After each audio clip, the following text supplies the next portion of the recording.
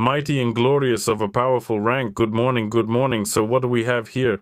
Some analysts say that maybe peace will come soon, that Moscow is supposedly preparing for peace. The US is trying to make sure that our dove of peace, that is Donald Trump, should not implement some of his plans. Regarding Ukraine, it's true analysts don't see anything, but be that as it may, we'll talk about it today. This news appeared in several publications at once. Yes, watch this video until the end because we'll talk about peace closer to the end, but first I'll show you something else. For example, Zelensky from another reality where he says that there are no corrupt officials in Ukraine, but rather services for the people. Can you imagine? And this is some kind of Zelensky just from another reality. We are the kind of people who want to decide where a person should live, who to be, what language to speak. He says, who are we to decide where a person should live, what language to speak? Next, he also says something similar there. Which flag to respect, during which anthem to stand up. Which flag, he says. I'm just amazed. It's really like Zelensky is speaking from another reality. Which flag to respect, which anthem, during which anthem to stand up. Well, basically, he keeps repeating this until the end, and then he says, we're just managers, we can't decide this. Chosen by those people, managers who were chosen by those people. Not like that, we're managers who were chosen by those people, managers, not in charge of people's lives. This is extremely messed up, a Freudian slip. It's extremely strange because what we're seeing now contradicts all those words. And now Zelensky, by the way, he's already in his 8th year of presidency, and now we see everything, the results. I've already covered this in a previous video, so I won't repeat myself, but what I said before directly contradicts what we're now hearing from Zelensky. Where are the moments of silence? They are held during which all cars and even public transport must stop. Everyone has to put their hand over their heart and think about those who died instead of thinking about their own lives, instead of thinking about peaceful life. People are being forced to think about war. The fact that, unfortunately, soldiers and officers die is of course a tragedy. But the fact that people are being forced to stop and to honor their memory in such an artificial way, I think even the military themselves wouldn't like it. Plus, as for which anthem to stand for and which flag to respect, that's complete nonsense. In Ukraine, there are even fines for speaking Russian, so what can we say about the anthem, the flag, disrespect for the army or for Zelensky himself or anything else? I don't know. Maybe he's in some kind of information bubble and he's only given limited information about what's really happening in the country. Well, come on, the guy has a phone, he uses it himself, makes little videos every evening, records videos with the day's results. Well, there seems to be internet there, maybe there isn't, of course, and maybe someone else posts these videos later. But in my opinion, if you have internet on your phone, then you just typed it in there. The situation in Ukraine, the quality of life in Ukraine, the average salary in Ukraine, all the information is shown to you right away. Instead, we hear this, well, okay, what about the dream country in the dream country? A mandatory evacuation was announced for 2 districts in Dnipropetrovsk region. This includes Chaplina and several villages in the Sinelnikova district, and this evacuation has been underway for 30 days in certain settlements. Because of the worsening security situation and regular shelling, let me remind you, Dnipropetrovsk region is not Donbas, not Luhansk, but Dnipropetrovsk region. The decision was formalized by an order from the head of the Dnipropetrovsk regional administration. And here we have a list of the locations from which people are being evacuated. Residents are urged not to delay leaving for safer regions. So the war's intensifying and it's going in 2 directions. Right now, first of all, Russia seems to be negotiating with Belarus to carry out an attack across Belarus's border. Also, there was a video about Belarus. Check it out. Secondly, Ukraine is no longer getting permission or authorization from Donald Trump to use its long-range weapons, and it's using drones to attack Moscow, to attack Novgorod, to attack other cities, especially those with oil refineries. By the way, we'll talk about this now as well. As a result of these attacks, oil export flows have suffered greatly and the volumes have decreased significantly. Moreover, now they're suddenly saying from the Russian side that these drones are flying from the territory of 5 military bases in Latvia. This was stated by the Russian Foreign Intelligence Service, and they said that servicemen from the Ukrainian Armed Forces Unmanned Systems Forces have been sent to Latvia. According to intelligence officers, Ukrainian military personnel are stationed at Latvian bases. Well, you can look up the names yourself, there's no point in mentioning them here. As a result, in 9 regions of Latvia, a warning about an airspace threat was already issued due to the alleged violation of the border by drones. Moreover, the Latvians themselves in general, all the Baltic states got agitated and told Ukraine, "Hey, watch where you're flying your drones. Because our relations could deteriorate, there's a threat from such powerful military countries with a military-industrial complex and an economic steel fist like the Baltic Trio." Of course, that's threatening, but in the end, it was Lithuania that declared an air alert. Not Latvia, Lithuania. Don't confuse the air alert. Because of the drone threat, the deputy was sent to shelter simply because a Ukrainian drone appeared in the air over part of Lithuania due to the detection of a signal near the border that resembled a drone. That's interesting too.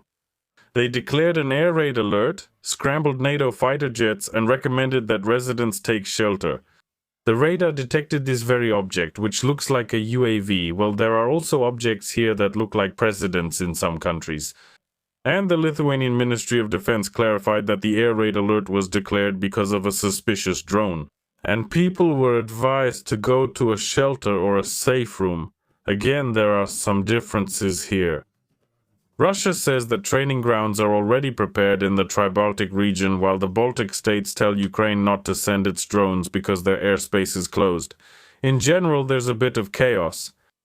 Russia, in turn, warned NATO countries about the consequences of launching drones of the Ukrainian armed forces from their territory. Von der Leyen considered this a threat. Nebenzia stated that Kyiv does not intend to limit itself to using air corridors, but is planning to do something else as well. That's what he says. That not only through the corridors, but also to launch from there, again from the training grounds. Ukrainian drones are being assembled in these countries, and if the Baltics allow Ukraine to launch drones from their territory, NATO membership will not protect these countries from retaliatory measures. So that means it's a direct threat of invasion, as I understand it. Von der Leyen stated that let there be no doubt, a threat against one member state is a threat against our entire union, and she pointed out that the EU will continue to strengthen the security of its eastern flank. Well, in short, taxpayers' money is flowing like a river to strengthen these positions both in Russia and in Europe. In Ukraine, their own taxpayers' money has run out, so European taxpayers' money is also flowing there for the same needs. And plus, those houses that I show you in almost every video are also needed. Well, they are needed, they are. After all, managers should live in good conditions. Well, naturally, because if a manager's in a bad mood, he'll make a bad law. If he's in a good mood, the manager will make a good law for himself. That's true, but nevertheless, later on, when it comes to Ukrainian drone attacks, they keep increasing their power. No matter what anyone says, I've seen some really scary opinions in the comments, like, for example, Ukrainian drones blew up some oil refinery in Russia, and people say that's cheap. That's not a big deal, guys. A truly large-scale attack is already underway, and at this point, pretending to be invisible, unheard, or saying nothing won't help anymore. The thing is, there's information that in the central regions of the Russian Federation, almost all major oil refineries were forced to stop or reduce fuel production. Moreover, it seems that Russia has imposed a ban on gasoline exports. The total capacity of the oil refineries is quite large, but a quarter of them have just stopped operating.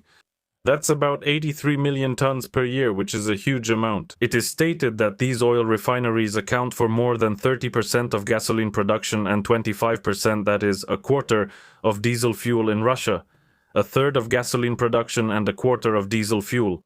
A ban on gasoline exports has been introduced from April until the end of July, and then it goes on to talk about which refineries were affected, but that's not really important for us now. As for that very piece that almost all viewers are waiting for, I think, with very few exceptions, some strange people who, as the saying goes, profit from war. For us, war is war, it's horrible, it's just brutal, and that's it. And honestly, there are no words to describe just how terrible this war is. But the Telegraph says that the Kremlin elites have started preparing for the end of the war. I don't know, of course, where the Telegraph's analysts get this information from, but nevertheless, this information is out there. They say that scenarios are already being prepared for post-war Russia, but Putin doesn't have a plan to end the war. Although, again, just a few weeks ago, if I'm not mistaken, he stated that the war is coming to an end. Perhaps there is simply some diplomatic work going on right now under the cover of darkness, that same information blackout that covers all of us now, and we only hear what they want us to hear. But it seems to me there would be some leaks, like, some delegations are meeting or certain individuals are meeting. For example, when Americans are planning to go to Moscow, people know about it, in general. I think even the natives in the jungles of Polynesia or somewhere else know when someone is planning to go to Moscow, or when another delegation is arriving in Kyiv. Also, to have a good meal. Everyone knows about that, but here they are negotiating peace and suddenly no one knows about it. Well, maybe, of course, I don't rule it out. Maybe there are diplomats who are truly diplomats and don't blurt out everywhere what they're planning to do and don't insult representatives of other countries. But again, there's not much hope for that. If you think this is true, write in the comments what you think, and if you think it's not true, also write in the comments what you think. We definitely need to discuss this. And by the way, if you're tired of politics altogether, I suggest you check out my other channel. It's called Americans Were on the Moon. And here we discuss everything. From crackpot theories like the idea that pyramids were built by some Anunnaki with molecular destructors to 3A and Atlas to the flight to the moon. New things, by the way, and old ones too, about radiation in space, about genes that are transplanted into mice, and actually this gene is the topic of discussion. In general, there's a lot of interesting stuff. And we also make fun of all sorts of contactees. There's something to see here too, so come by. But let's talk more about peace. Peace is important to all of us. A certain document, a working document about Russia's preparations for ending the war, leaked to the Telegraph. And, according to the Telegraph, a team of officials led by the deputy head of the presidential administration is preparing media talking points for state media on how to present an unwinnable war without admitting the Kremlin's main goals have failed. On top of that, there is talk about plans to reprogram patriots, including all sorts of ultra-pro-max types. But on Putin's side, they say there is a deafening silence even though officials are already actively preparing the groundwork for post-war Russia. In short, it would be good if this happened, but of course there's not much hope because we all see what's going on and we see the escalation, like how the Dnipropetrovsk region is being evacuated again. Even though there are some small offensive operations going on there, they are happening. On top of that, there are now rumors that Ukraine, besides the drones which are being sent to Russia by the hundreds, and that's no exaggeration, is planning to attack somewhere again. Some region in Russia, maybe the Kursk region again, maybe somewhere else, but once again news is coming out.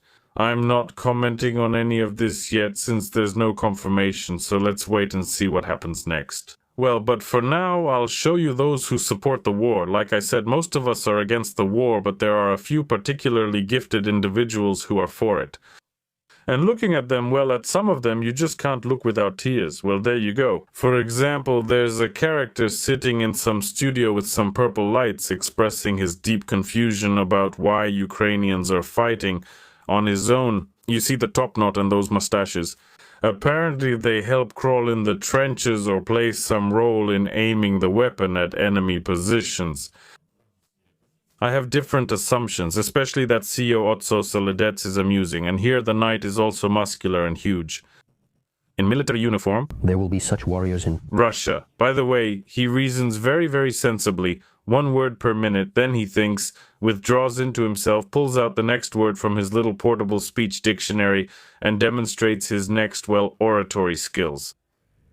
The question is just on point. He started thinking. I feel like everything is gone, including all those synapses involved in the body's growth reactions. Otso cell, let's go. Yak. I think this guy believes he's an excellent speaker and everyone is waiting for him eagerly, like, yeah, come on, what are you going to say now? I don't even know the name of this Cossack-looking comrade, but he's wrong.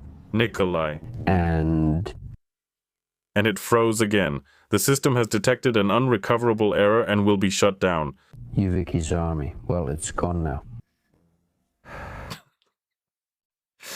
I wonder how he buys groceries at the store. I feel like he walks in and starts doing this, and then even the clerks start kicking him, yelling at him, and throwing him out. But no, the guy buys, say, 10 items, and it takes him half a day. The Russians have already started hybrid aggression against them.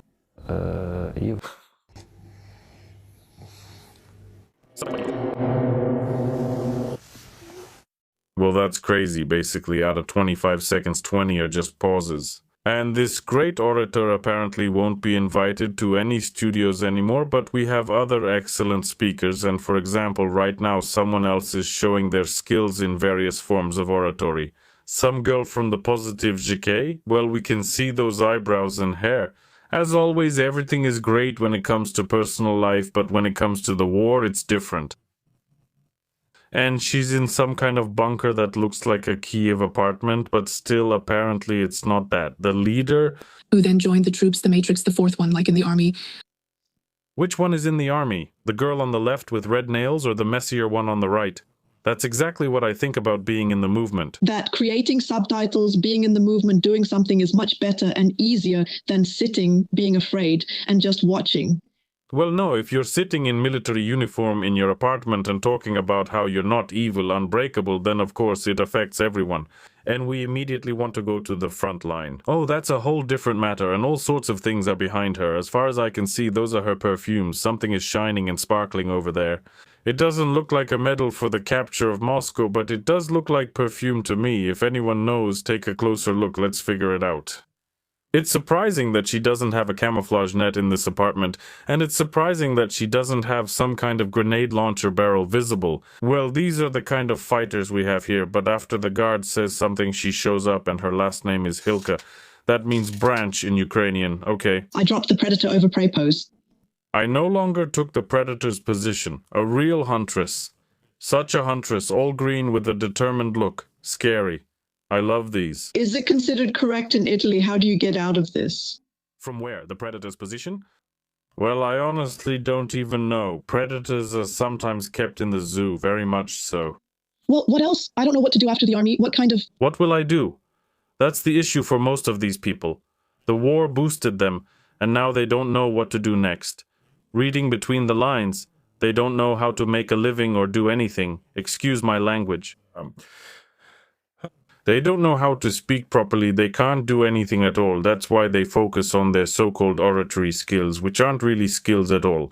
Can you remember any case, any operation, any assignment that was really difficult? Okay, but if you ask, what was it like for you to complete it, right? Well, I don't know, maybe painting my nails, too difficult, right? But what kind? Are you saying that you managed to complete it? Yes, yes, yes, yes. I mean, the journalist interviewing him, and this interviewer of mine is pretending to be a very experienced nurse. Well, and the girl, the one from the club on the left, is pretending to be a journalist. It sounded to me like something extraordinary happened. I don't know what they could have found there or stopped some kind of crime. 10 dumplings were destroyed. That's just an all-time world record. And... Well, I mean, not 10, maybe even 15. Amazing. Amazing. honestly, that's really impressive. I really liked it. It's a pity we don't know what the name of the Cossack girl is, but it would be nice to see the continuation of her adventures because she doesn't remember some parts. Apparently they were quite eventful, and as it happens, that's all.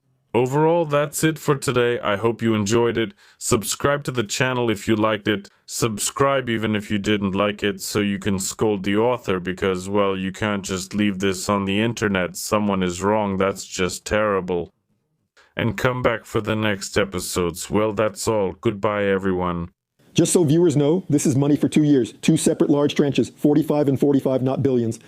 So basically, this gives Ukraine a very deep sense of confidence for the next 2 years, during which, well, it's possible we'll have to continue the war to a large extent. And these funds, which, let me remind you, are mostly given to us as aid during all this time, over 4 years of large-scale war. No, we'll only repay these debts if we ever do, and only if we can pressure the Russians to pay.